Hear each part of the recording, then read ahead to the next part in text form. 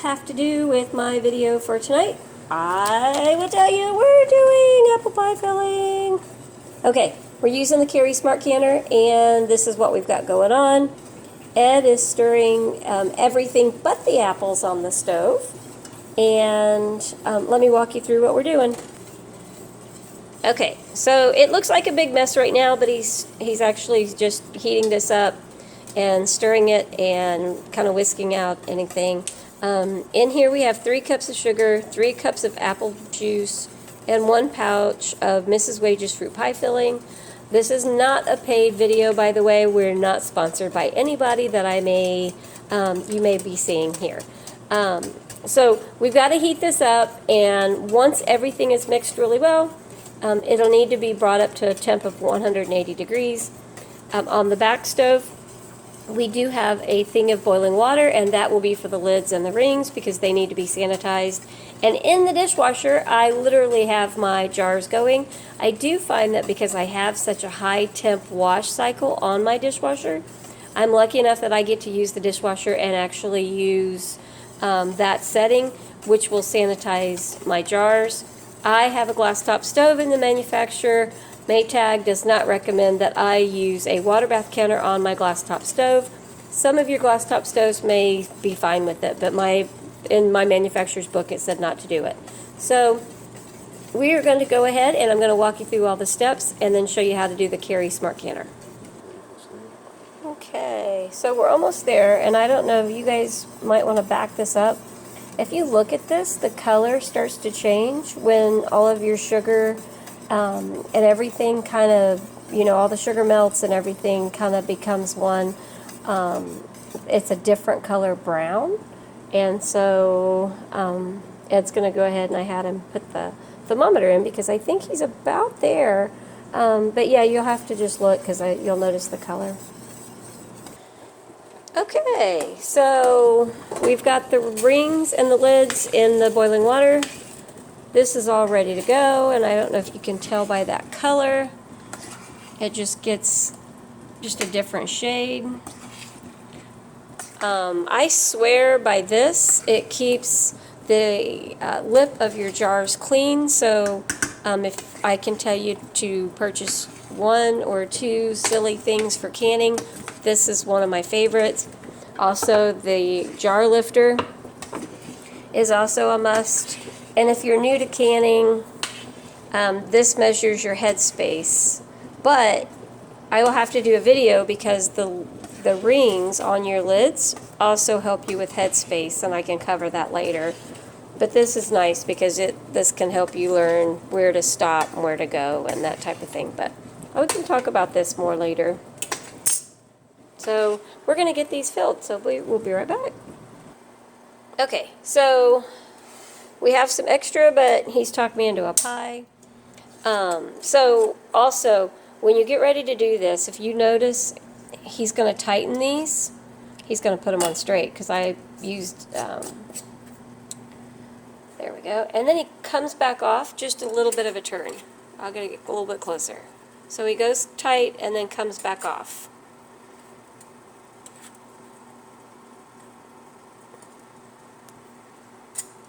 And then once they've sat for 24 hours, and hopefully, of course, they seal, then he'll tighten them all the way down later.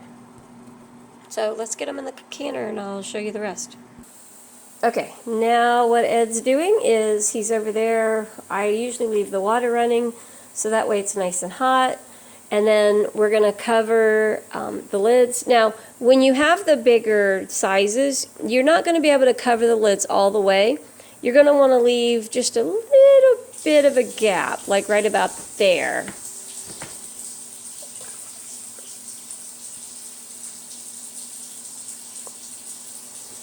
He's going to put just a little bit more. But when you have the bigger jars in here, you're not going to want to go all the way to top. You're going to want to stop right about there. So you're not going to be all the way over your lids when you do the bigger ones, but that's okay.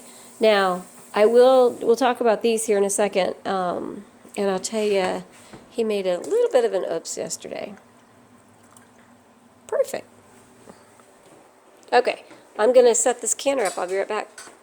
Okay, really easy on the Carey Smart Canner. Make sure your lid is locked. You're going to hit water bath. You're going to go 25 minutes. And you're going to hit start. That's it. In this case, your vent is going to be open. And I will normally lay a towel down here because with the vent open, this does spit.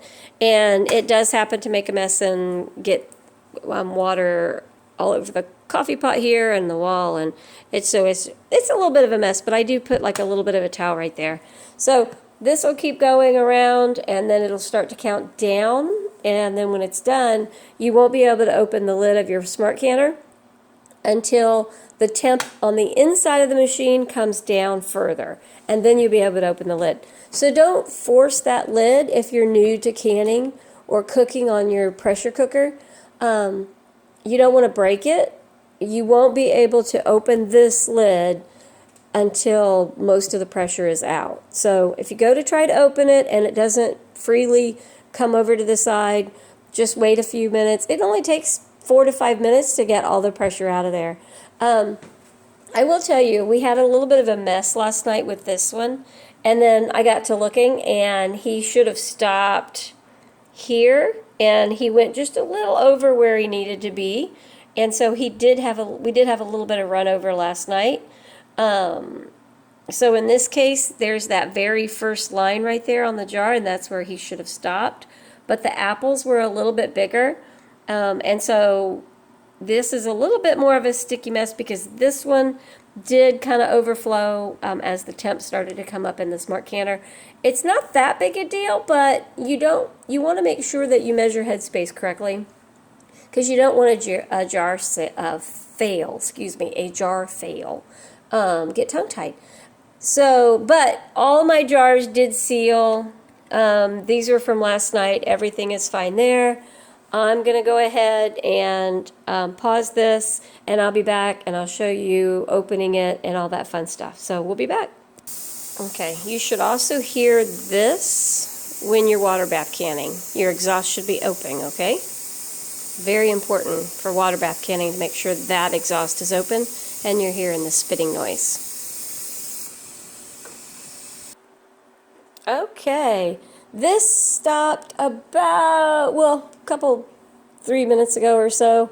Let's see if I can open the lid. Yep, so all the pressure's off. We'll go ahead and open it up.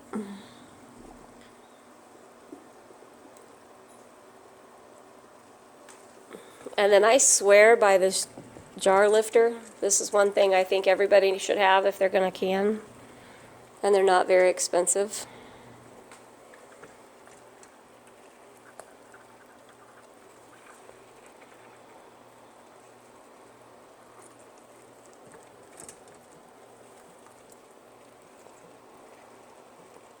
I was hoping when I take these out for you, before I end this video, you'll get to hear,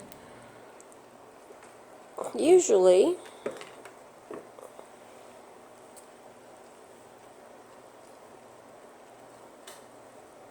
you'll hear the seals.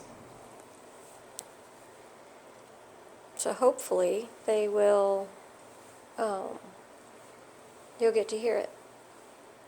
And of course, you don't want to do anything with the canner until it's completely cooled off because that water is boiling. So I just leave it, I just close the lid, leave it on the counter, and tomorrow morning, because it's, what, 10 o'clock, or almost 10, so I'll just leave this on the counter and then I'll take care of it tomorrow. Okay, well, I was hoping you were going to hear the loud pop that the jars will make sometimes when they seal. But usually it takes a few minutes, sometimes 3, 4, 5 minutes. But while I was doing dishes, it didn't make the loud pop where it automatically, you just heard it sucking it down. But then as I looked, it went ahead and they're all down. So they're all sealed, but they just didn't make the pop. So I'm going to go ahead and end this. Of course, I can talk more about water bath canning and the steps on just a separate video, which might help you guys just do a quick tutorial in case you're wanting to make like a pot roast or how to brown and that type of thing. I can do another video talking about my favorite tools for canning and must-haves and things not to bother with. I will tell you one of my favorite things is wide mouth jars. Wide mouth jars to me are just easier to can with when you're getting whatever product you've put in. It's just easier to get out of the jar. It's easier to serve it and clean the jar and wash it and everything. And so if you have a choice and you're going to go purchase any jars, I suggest just wide mouth. I don't save the rings either. Or I'm sorry, the lids. I save my rings and I throw the middle away. You sometimes will get a fail on your seals if you try to reuse them too often. They're just not the quality they used to be. So, because I know my grandmother just used to use the same ones over and over and over. So I'm going to jump off here. I'm getting the kitchen cleaned up. Some of these are a little sticky, so I'm just going to, the ones in the back were from yesterday. I'm going to go ahead and wipe those jars off, write on them, and get them in the pantry. These will just sit here overnight. They need to cool before anything happens. Thanks for watching, and I hope you enjoyed this video, and I hope this helps you to decide if you want to try something like apple pie filling. Thank you.